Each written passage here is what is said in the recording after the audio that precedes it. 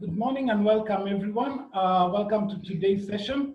My name is Martin Wanjohi and I'd like to welcome everyone for today's session. If you can hear my voice, kindly type on chat yes, and then also share with us where you're joining us from. Just share your country you're joining us from this morning.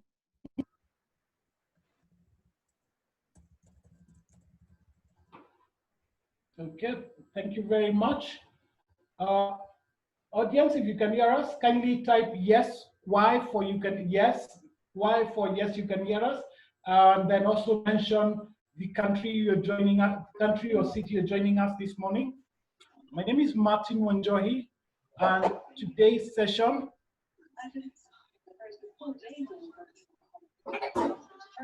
okay, kindly with request mute your mic and then all cameras off. And we're about to start. Thank you. I'm seeing people from Kenya, from South Africa, and from Botswana.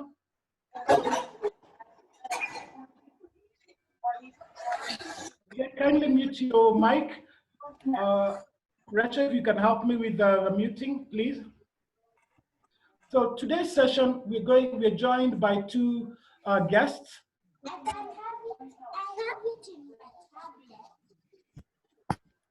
Today's session, we are joined by two guests, and today's session, we are looking at strength coaching. So with me is a team from South Africa, just to get this running.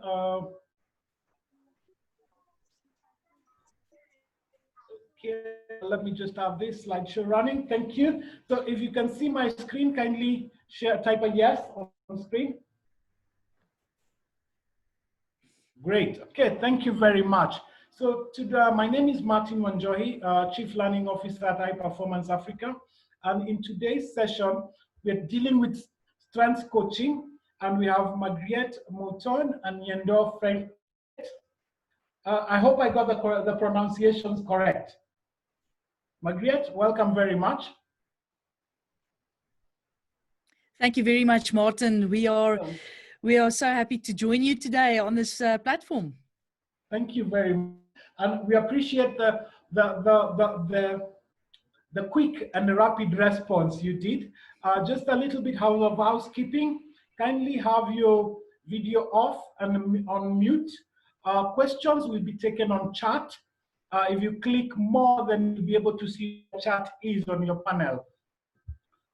Just to introduce our panelists for today, Yendo Freget is the core Being Human Group, and after stepping down as a CEO of Emergency Growth, because he saw a need to focus on building an organization that can help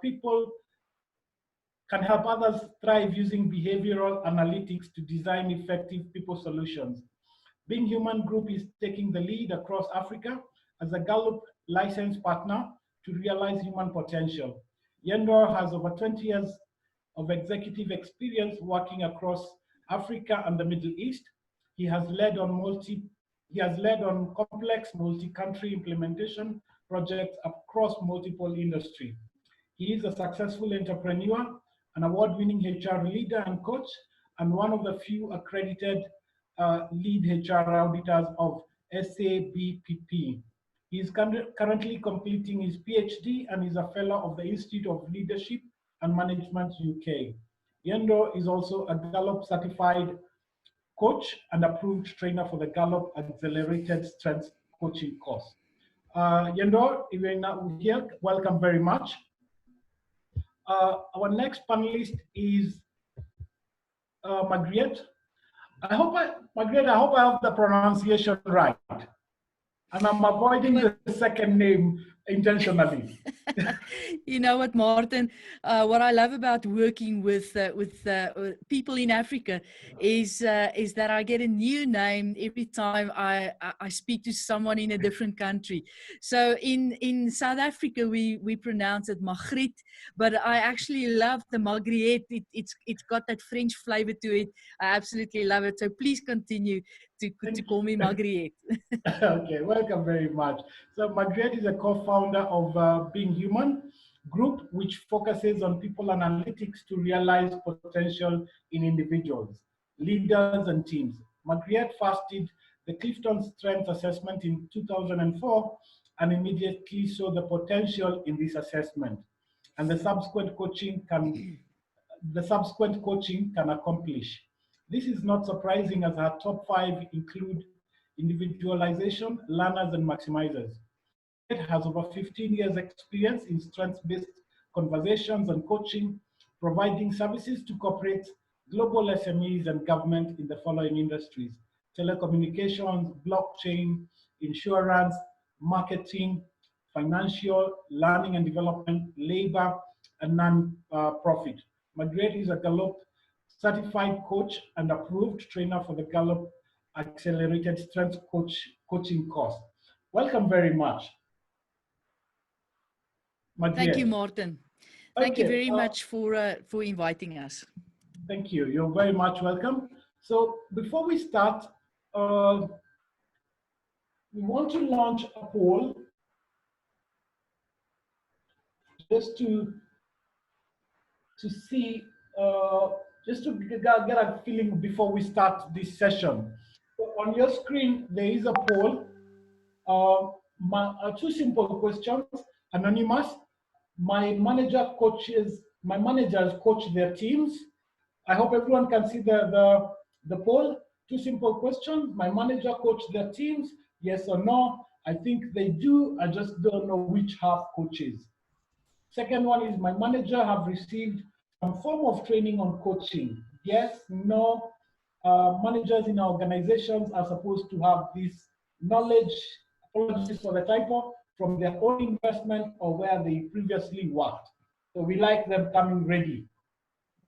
Okay, so let's have a look at this poll, and then let's just to get a feeling. Margaret, I hope it also helps us to know the background where we are coming from to this session, into this session. Okay, 18 of the 36 participants who've taken this poll. We'd like to encourage you to take this just to give us a starting point for this discussion today. Okay, we'll be closing this in about another 20 seconds. And thank you very much to the 36 HR practitioners who have joined us this morning, and I saw from a number of countries. Okay, we want to close this poll now, and then we can have a look at this. Okay, let's have, okay, great. If we can get to 70%, that would be a great representation. So just 5 more.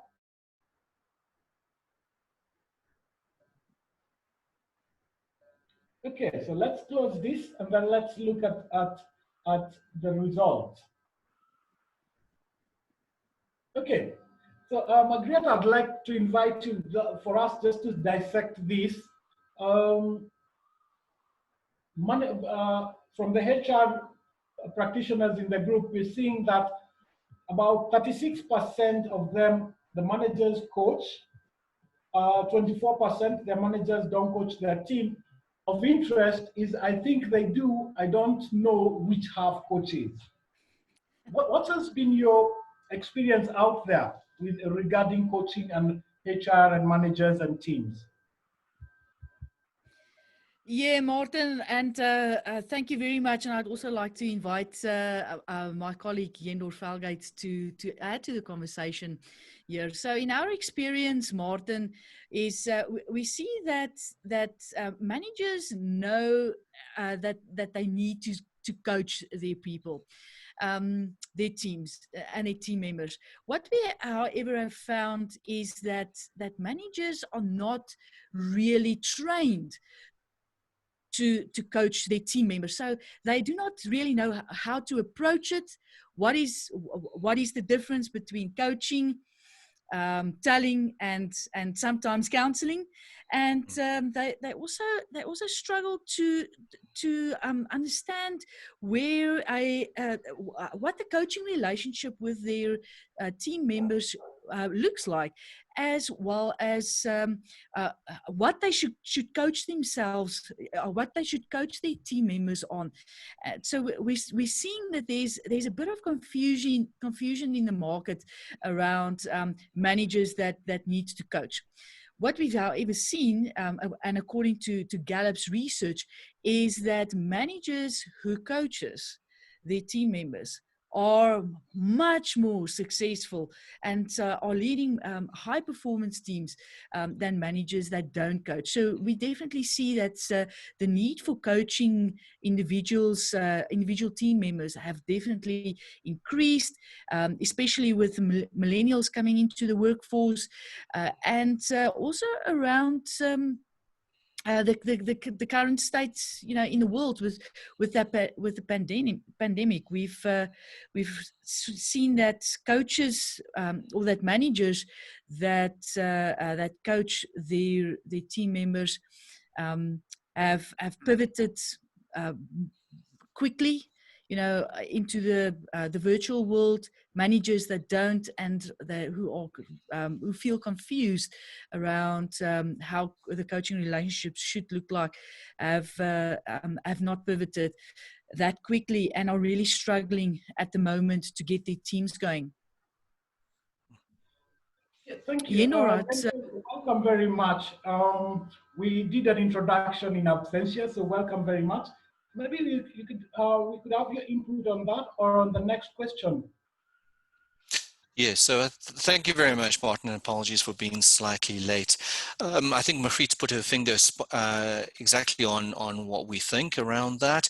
I think sometimes when we think about my manager coaches their teams, often we confuse coaching with being friendly. People will say to me, my manager is very friendly. I can go to them anytime with an issue or a personal matter and they will help out. That's not the same as having a coaching conversation around what matters to that individual and around their performance. In terms of the second question, my managers have received some form of training on coaching. I'm very pleased to see that half of the people have. I think that we could only want to add to that as an agenda item, but we also noticed that fully one half have not. And so we highly recommend that managers do get trained on how to be workplace coaches. For us, workplace and coaching are two different things around being a manager on the old style plan, lead, organize, and control. In terms of moving from boss to coach, and we'll speak a little bit about that a bit later, is this idea that we want to have conversations with people that matter in terms of how they can perform better, not about us telling them what to do or being their friend at work. And so that workplace coaching means something quite significantly different to the normal stuff that you would get at MBA school or what we've taught managers in traditional managerial training programs. Okay. Thank you very much. So, quick question to the audience. With a respond with a Y or an N, yes, have you received any form of coaching in the last 1 year? Yes for Y for yes, N for no.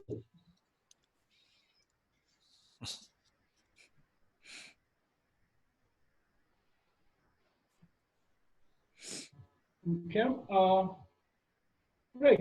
So I'm just speaking, we are familiar with the subject of coaching. So maybe, Yandor, let me throw this to you. Why does one need a coach?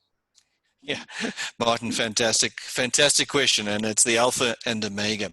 And so I would always throw it back to you and say, why would you not need a coach? And here's the example. Martin, let me ask you a personal question. Do you watch football? Nope. I don't. Not at all. No. Okay, well, there goes my analogy, but bear with me. Typically, when we watch football, and a lot of us across Africa are Liverpool or Manchester United or Chelsea fans or Barca fans or whatever, and the question really at the end of the day, if those teams that are world-class still require a manager and coach, why would we as individuals not think that we require a manager or coach to help us become the best possible version of who we can be? So all of us aspire to be the best versions of who we want to be. We all aspire for great performance and having great careers and great families and great lives. But I think we would be very arrogant to believe that the only resource that we need to become the best versions of ourselves. And that's what coaches do. They work with you intimately to understand really what you bring to the table. They help you to amplify your contribution. They help you to prioritize and think through where you can add the most value. And they help you to be the best human being you can be. In other words, in our terminology, to maximize your talent. And if you don't have a coach, it becomes, I think, quite a lonely and difficult journey to achieve that. And the other possibility is that you may not be able to harvest the talent that you do have. And the great message, I think, about strengths is that fact is that we all have talents. It's about knowing what they are and how to use them effectively. Okay, thank you, Yendo. So again, I want to come to you, and I've seen this a lot. Friends in the place, so I've got a problem, they tell me what to do. And basically people take that as coaching, or how people are coaching in this continent is, I think I know too much and I can help people. That makes me a great coach. Are we doing it right? It's the wrong way. Martin, yes, I think you're also touching on something that we've been encountering a lot in the world around strengths, from with people and so on. It's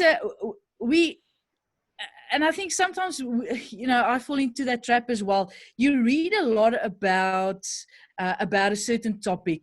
You read how to coach someone, and you read and listen to podcasts, on strengths and how it works and what it can do for people and so on. And we think that that because of that, because we have all that knowledge, we can now help someone and coach them to performance. I think the knowledge is great.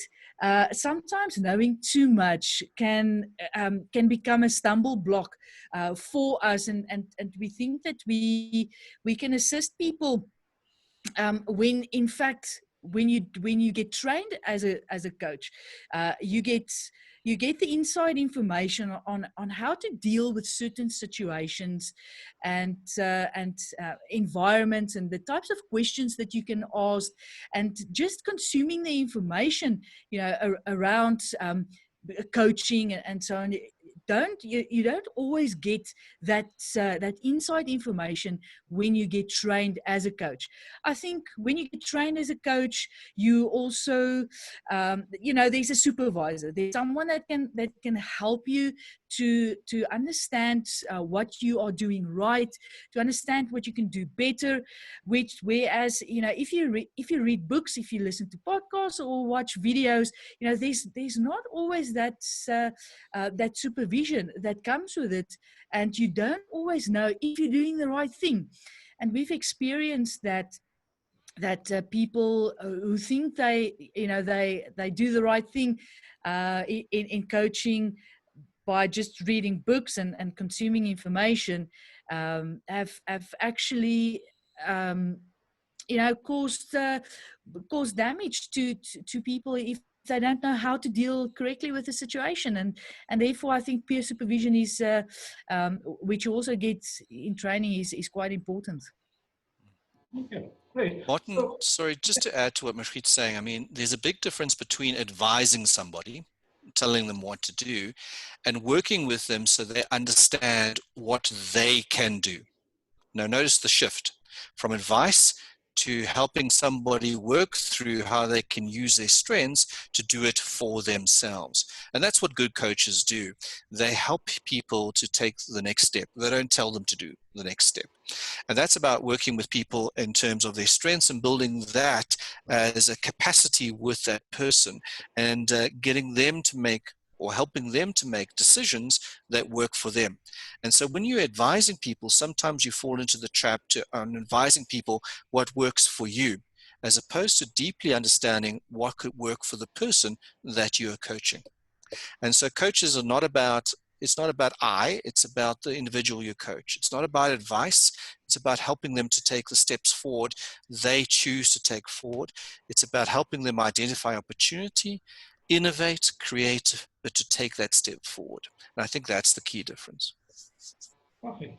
Okay, so and I think I have a question, but I think it will be answered in the next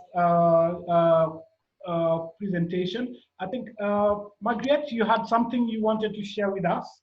So I've just done screen share so that you can share your screen, and then you can be able to take us through, and hopefully in the next short while, we'll be able to understand what actually is strengths coaching and what's the difference with all the other methodologies of coaching. I think there are quite a number of methodologies. There's the GROW model, there's NLP coaching, there's neurosystemic coaching. So let me hand over the floor to you, then you can be able to enlighten us to understand what actually is strengths coaching. So over to you, Margaret. Yeah, thank you very much, Martin. So I'm just going to share a screen. As Martin mentioned, we're from the Being Human group. We're a Gallup licensed training partner in Africa, and we focus on the science of human development. We love developing people, and strength is an integral part of that. As strengths coaching is focused on human development. Now, as Martin mentioned, we are Gallup certified strengths coaches, and as an introduction, I wanted to share with you what when we talk about strengths, what we actually mean. Now, I'm going to ask Yendor, on the screen, you see there's 5, he's got 5 strengths. And Yendor, if you could just give us a brief overview of your 5 strengths, just to give the audience a sense of what we mean when we say strengths coaching. Fantastic. Thanks, Mahrit. So my top 5 strengths is the way that I filter, the way that I behave, and the way that I approach things when it comes to work, life, and everything else. So my number 1 dominant strength is achiever. Achiever doesn't mean successful, unfortunately, but what it does mean is that it's an execution strength. So I really drive execution and delivery. I have checklists. Every single day I like to tick off things that I've done, and I can get immensely frustrated if people don't keep the same pace that I keep. It's a tremendously powerful strength in my will, but it has to be managed correctly. Deliberative, I'm the type of person that always likes to have a plan. I always also suss out and try and anticipate what could go wrong. So if you can imagine, if we watch the Titanic sail from Southampton Harbor, I'd be the type of person that would notice that there's not enough life rafts on the ship. And obviously, if the Titanic strikes the iceberg and starts to sink, I'd be the type of person who said, yeah, you see, I told you so. There weren't enough lifeboats. But if you're bungee jumping, having deliberative means that you will check that the elastic is tied tightly to your ankle, which is a very cool strength to have in that context. Strategic is about optionality, so I'm very good at giving you different options about how to approach things. Learner, that's my curiosity button. I love the process of learning and learning about others. And then ideation, I'm the type of person that you bring to a brainstorm, always coming up with new ideas. Not every idea is a great idea, but certainly if you want to unblock something, you want to think about things in a different way, ideation is a very creative strength from that perspective. Right?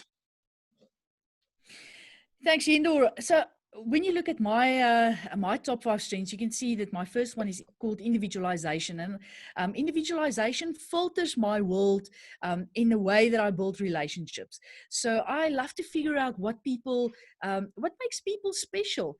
You know, how do they think, and how do they behave, and what are their potential? I also have learner, just as what Yendor has, and I point my learner to learning around technology and so on. I also have a strength called belief, and belief has got nothing to do with religion, but it's got everything to do with my values. So there's a couple of things that I really feel strongly about.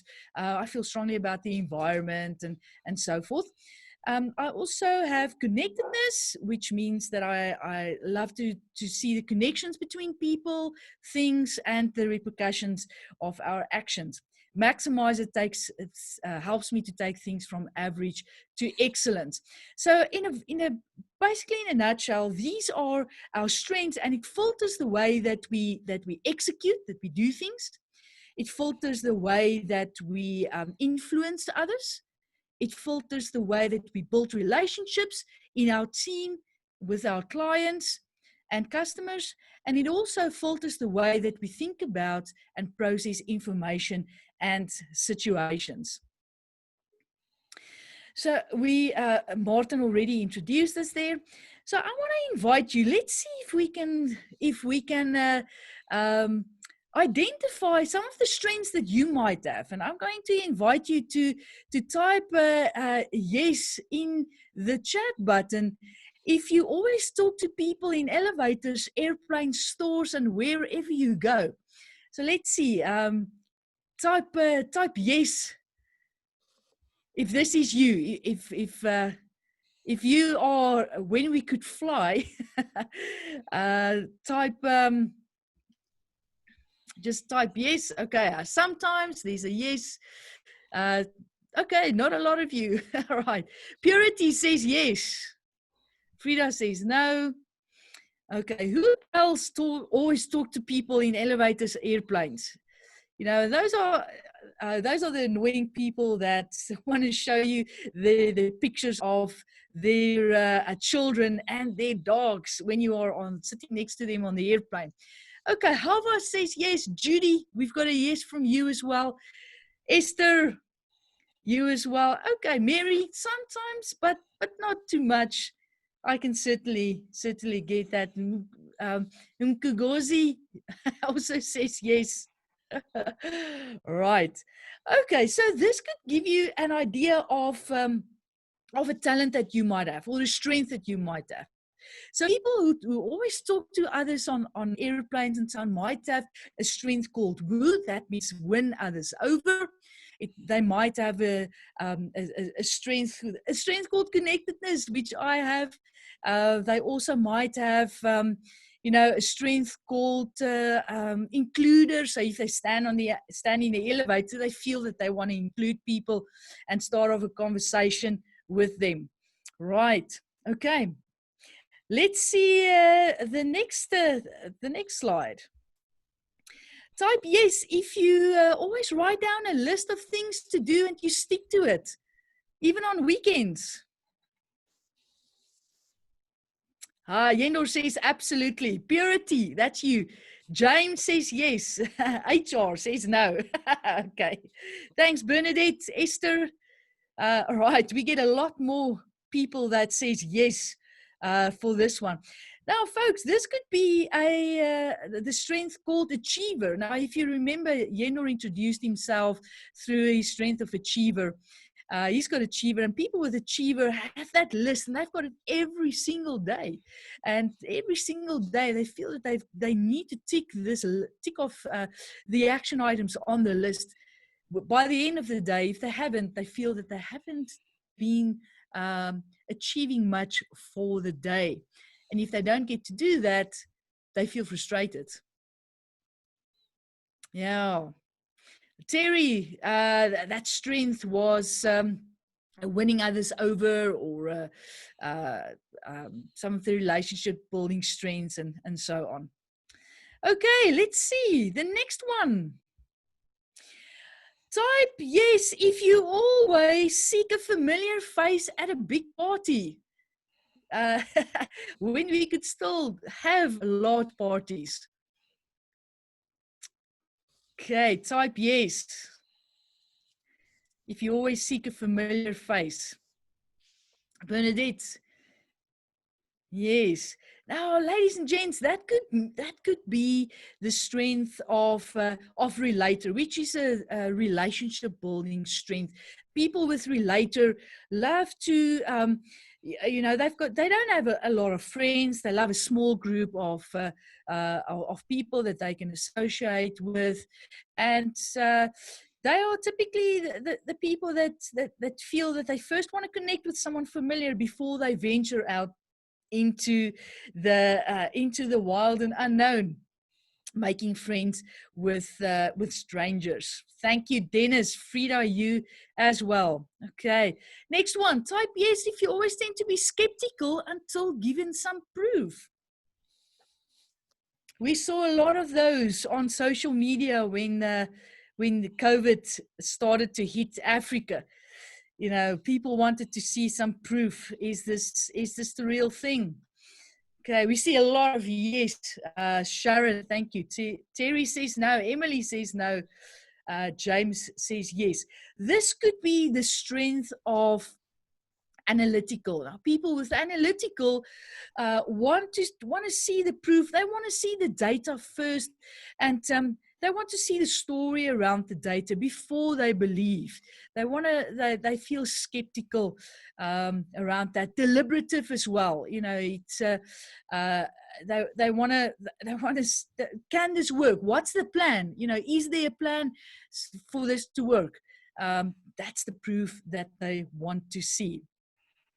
Okay, if you trust your intuition, that could be the strength of belief. Where that could also be the strength of strategic.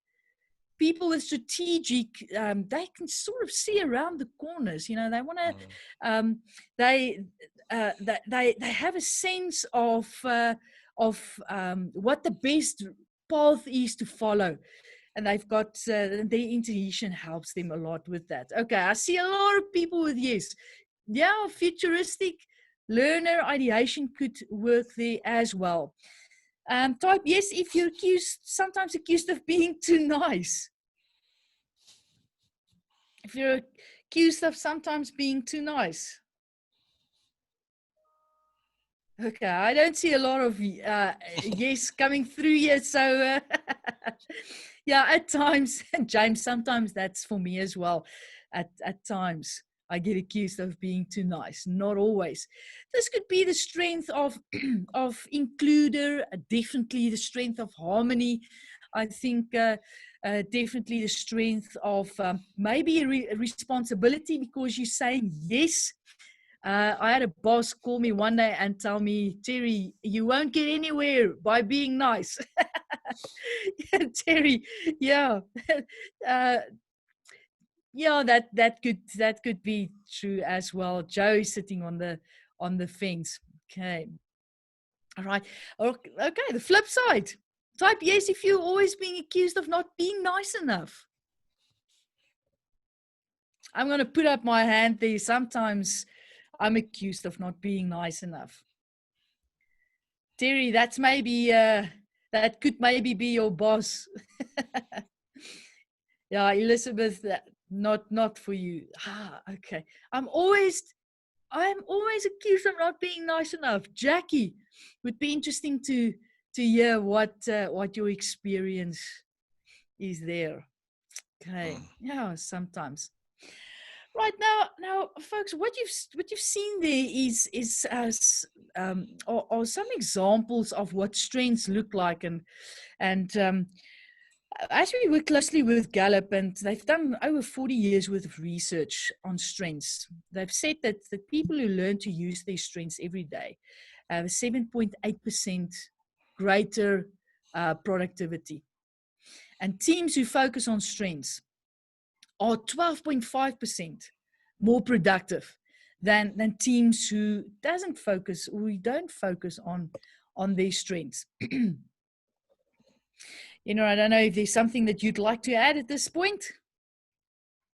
No, Mafrit, I think you're exactly right. And the way to think about this is, especially in team situation, if you don't know how people best can contribute, sometimes we get them to do things that work totally against their strengths and drains the energy and power from their contribution.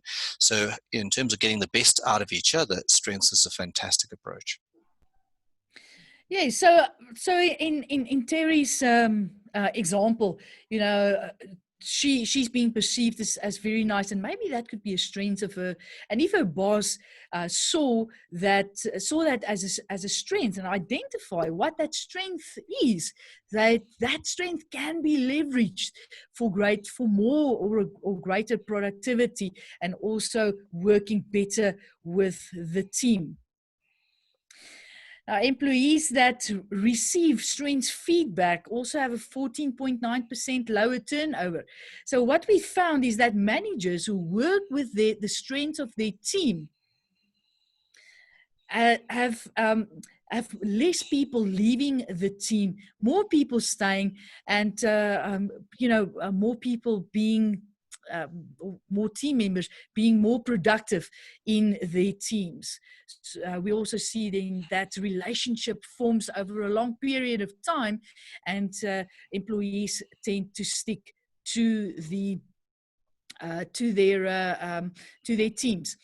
We also see that sales associates who receive coaching on their strengths experience 11% higher volume per customer and a 6% higher closing percentage on average. And we also see this with sales managers coaching their sales team to increase their sales percentages. And when they receive coaching, and specifically strengths coaching, we see a higher percentage of closing rate. We also see that managers who predominantly focus on employee strengths reduce active disengagement to lower than 1%. Now, Gallup, through their research, has seen that there's three types of engagement. There are those people that are engaged, which means that they've got energy, they bring to the workplace, they bring ideas, they give more of themselves in the workplace, as opposed to people who are not engaged. People who are not engaged are those that typically sit and are time wasters. They are not. They don't really engage with their work, with their manager and their team. And then you get those that are actively disengaged, and those are the people that are actively opposed to what the manager is trying to do in the team, and actively opposed to what the company wants to do, which reflects very, very badly, not only on themselves, but also really drags the team down, and bring negativity and negative characteristics to the team. So you can see that it's vitally important that managers not only focus on people's strengths, but the engagement level just increases when managers start to coach their team members on strengths.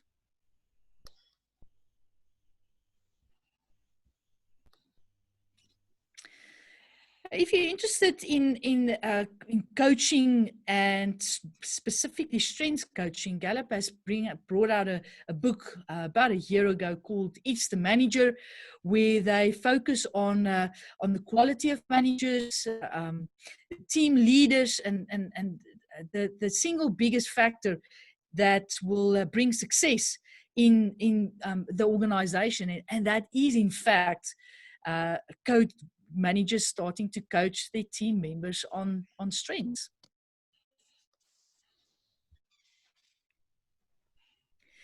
Now, Gallup has done a lot of research, and they've got a lot of expertise around talent and development, and you can see that the Clifton Strengths Assessment, which is the assessment that actually identifies your strengths, is conducted in more than 60 languages, more than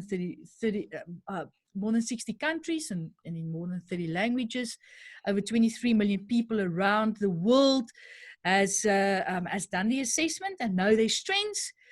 Over 2 million people were studied over 40 years to come to the assessment, the Clifton Strengths Assessment, where 34 different strengths are identified.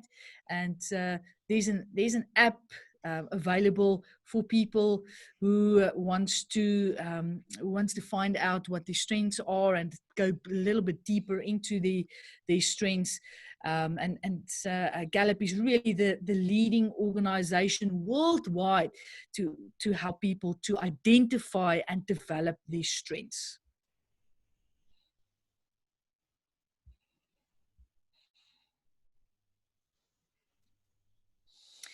Right, we're just going to the questions. Are strengths genetic, or can one develop or build a strength from scratch? Dennis, I think that's a great question. I don't know. Would you like to answer that question? Yeah, I was about to write a big letter on the chat button, but thank you. You've engaged me with that. Dennis, great question. We think talent or your potential is innate. You're born with it. And each one of us has a unique talent pattern or talent DNA. We're not the same. In actual fact, the chances of you getting the same top 5 in the same sequence as somebody else is 1 in 33 million. So considerable uniqueness around that. What you have that potential, it's your choice whether thereafter you can choose to identify and develop that potential. Okay, so it's like a sportsman. I can be fantastic at football, but if I don't develop that potential, I'm not going to be the next Ronaldo, or in tennis, the next Roger Federer, and so forth. So we have these talents and potentials, but what is important to realize is, much as a muscle, we if we don't develop them, we lose the use of them. We think strengths and talents are as stable as your personality, so you are who you are, though behaviors, the way that you use your strengths, can really differ dependent on context and maturity. Obviously, if you have achiever like myself, I've always had achiever, but my behavior as a 7-year-old, I think, is very different to my behavior now as a 50-year-old professional, or at least I hope so.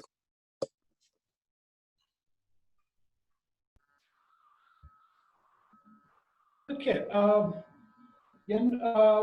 Margaret, I would like to welcome questions on chat. Margaret, there's another question: is high energy a strength or an attitude? Well, there's many ways to answer that question, Martin. So, Louise, high energy could be a characteristic of one of the strengths. I'm thinking about a strength called win others over, which is woo. So people with woo typically have high energy. People with the strength of activator could have high energy. People with the strength of competition could have high energy. So I would answer that as a characteristic of one of the strengths. Not really. It could be an attitude as well, depending if you ate a lot of bread the previous night, then you might have low energy. Yeah, Margriet, what I would add to that is that's one way of thinking about it. The other way of thinking about energy is anybody in that zone of using their strength will be energetic. That energy may range from analytical and focused people who are sitting at their desks and are intensely engaged with what they're doing by themselves, or examples like you've used with Woo, which is intensely engaged with other people. But that energy is there. When your motivation, in other words, your values and your beliefs, and your strengths, which is how you show up, and your skill combines, they're congruent, they come together, you have power and edge. And that's where I think energy and attitude comes from. Okay. Clement, sorry, I'm just going to segue straight in, Clement is asking, how do you build high strength talent to build your body of skills as a professional?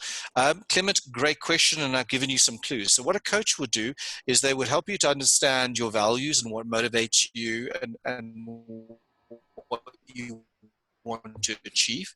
They will help you identify your strengths, in other words, what you potentially could be very good at, and the skills that you need to be a professional. You know, we all need skills.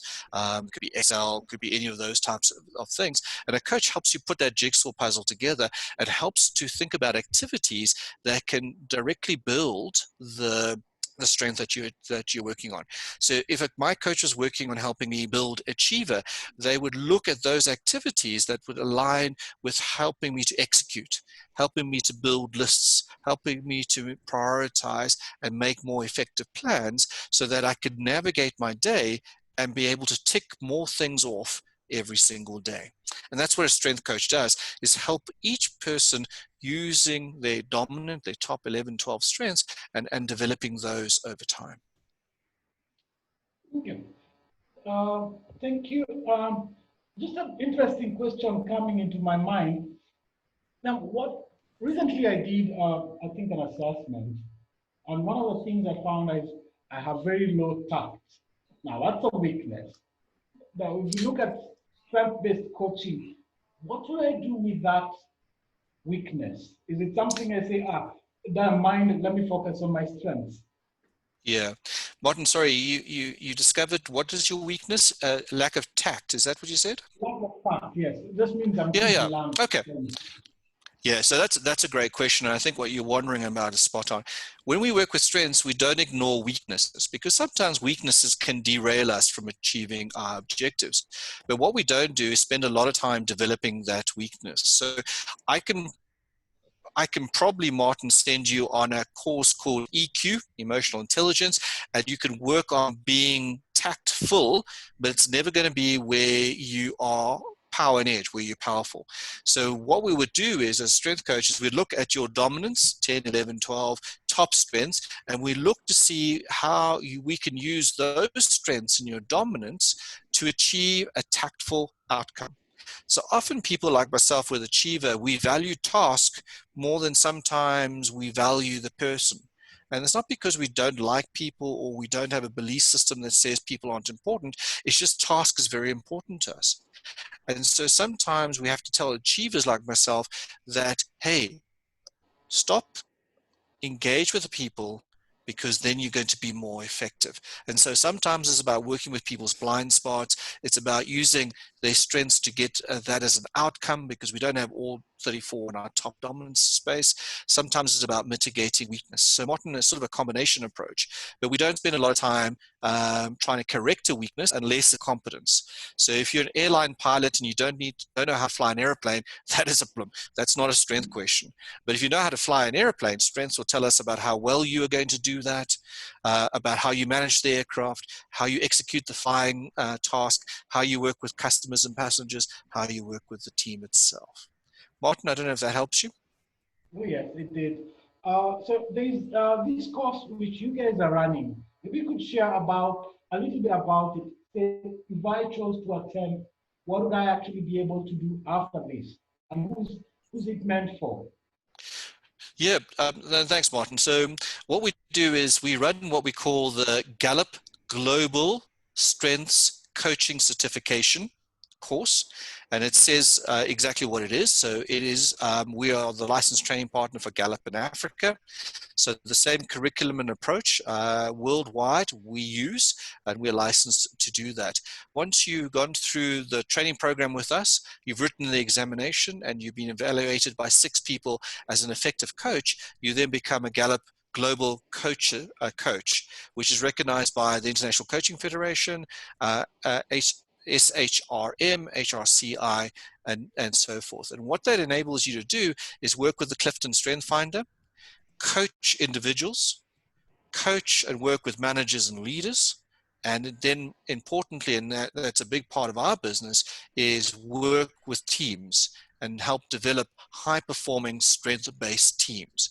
And so you get the toolkits, both manual and digital, you get the certification, and you become an international Gallup certified coach working with individuals, managers, and teams. Thank right, you so very much. Yeah, okay. We'd like to welcome questions from the audience. We have about 10 minutes before we close this session. Questions from the audience are welcome. Oh yes, Yeah. there was a question here.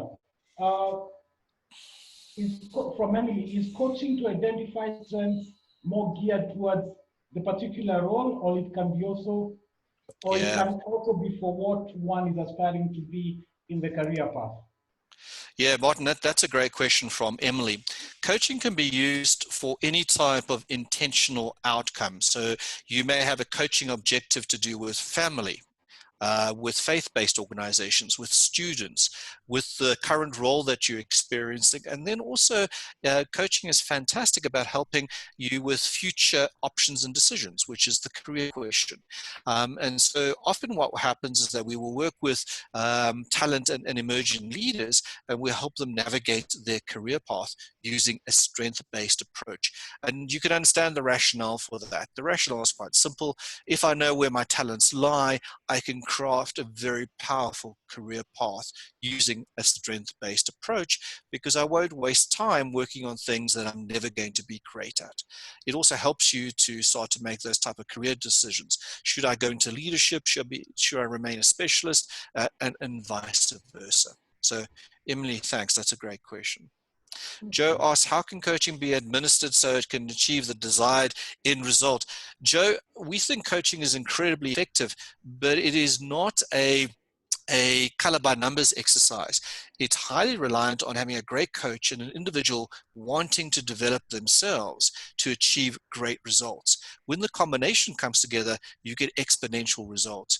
But there's some people, for example, that are just not coachable. They're not in that framework. They don't believe that they can develop. They don't have confidence in their talents. And the other one is the fact that you will see it in the results. So to give you some clues around that. Okay. Okay, any other question from the audience? Welcome. We have a few minutes before we close. Carol, I'm trying to pull that up. My apologies. Okay. If you could type on chat which slide you're referring to, then we could share that. Okay. Yes, Martin. Sorry, Martin. If I can also. Yeah, go ahead, Margaret, please. Martin, thank you so much. If I would also just like to share with the audience, if you'd like the free Strengths Finder 2.0 ebook, which tells you more about strengths, the different strengths that there are, and the philosophy around strengths, please email info@bhg.africa, and we will send that to you for free. Okay. Marie, just to add to that, because I like to give out tons of free stuff, as you well know. If people are interested, I think the Strength 2.0 ebook is fantastic. Please request that. And I also think for those that are more deeply interested in the question around strengths and managers and coaching, if they email us at info@BHG Group, we can also send them the manager experience research collateral from Gallup that explains in great detail and in a very practical way about the role of managers, the current research on manager experience, and how to work with developing managers, particularly from a strength-based point of view. Perfect. Thank you very much, Margaret and Yendor. We'd like to ask from any questions from the audience. I think there's a question I've seen. Let me just try and pull it up. Oh yes. How can coaching be administered so as it can achieve the desired end result? This is a question by Joe. Yeah. Martin, I think the key thing is that we think that there are 3 steps: name, claim, and aim. So the first step would be to identify your strengths using Clifton Strength Finder. The second step would be, which is the naming part. The second step is to get a strength-based coach to help you to claim your strengths, in other words, understand how they show up. And then the third step is to help get your strength-based coach to help you to aim or use your strengths in terms of a coaching objective that you've set for yourself. So the easy way to think about it, and what makes a difference to, say, the GROW model, Martin, would be name, identify, claim, understand how to use it, aim, use it to achieve an objective. Perfect. Thank you very much for that. So I don't think there's any other question we've skipped unless there's a burning question from the audience. And then we'd like to thank you, Margaret and Yendo, for your time. We highly appreciate, and thank you for joining us in this session. Quick question to the audience. We always like to rate our sessions on a scale of 1 to 5, with 1 being the lowest and 5 being the highest. We'd like you to request you to rate this session.